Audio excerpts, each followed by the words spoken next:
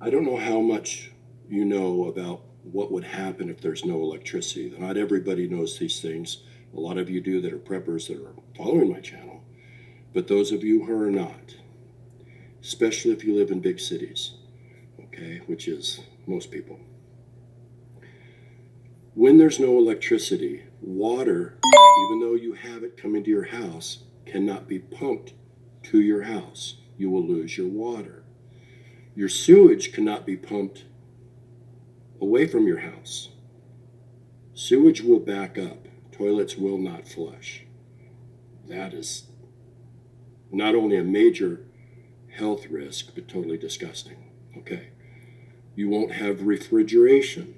Okay. So anybody that is on medication could have their medication severely jeopardized during a power outage. Now, I'm going to use my aunt as an example. She was diabetic from the time she was a little girl, from the day she was born, basically, however long that takes to kick in, the doctors know it, until she was in her 50s. They never thought she'd live past 20 at the time. She did die, and it was all due to her diabetes. So the thing is, she had to take insulin every day. Many diabetics do. Insulin must be refrigerated. Okay, it must be. For any of you who have ever read 1 Second After, you already know the scenario over the insulin in that book. Insulin must be refrigerated. Other medications have to be refrigerated as well, and much of the medicine out there doesn't have to be. Depends what you're on. Transportation, okay? If they can't transport all this medicine from area to area because there's no power, stores will be closed, there's no electricity, there's not the ability for people to produce products, more than likely medication is going to come to a standstill. There's people on medication who that could affect, okay? I have to take heart medication every day, all right? I have to take heart pills. I also have to take blood pressure pills that are separate from that, and a couple other things. Really doesn't matter. I'm using it for an example. Plus, I have to use a CPAP. I stop breathing every night, okay? When I took my sleep studies, I stopped breathing in those studies an average of 240 times a night, okay? Period. So I have to use a CPAP. It's not because I snore. Snoring's not an issue. Breathing is an issue. All right. So anybody that has to use a CPAP or a BiPAP, they're going to be in jeopardy. Okay.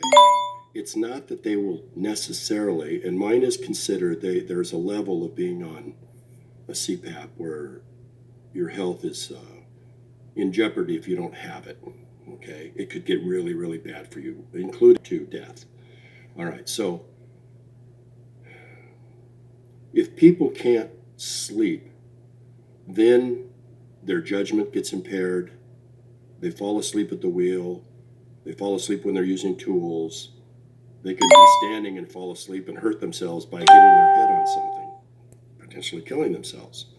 So no electricity is a really bad thing. So as you can see where I'm going with this, it's more than just, poop, the lights are out, It's major, and it can cause major, major issues for people, especially over an extended period of time. They're saying weeks to months, but let's be real about it. There's other things in play here that they're not talking about.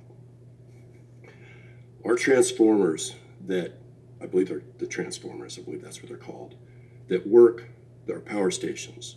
There's 3 main stations that handle the power grid for the country: Texas, the East Coast, West Coast. Okay. Like they said, I watched a very in-depth video on this.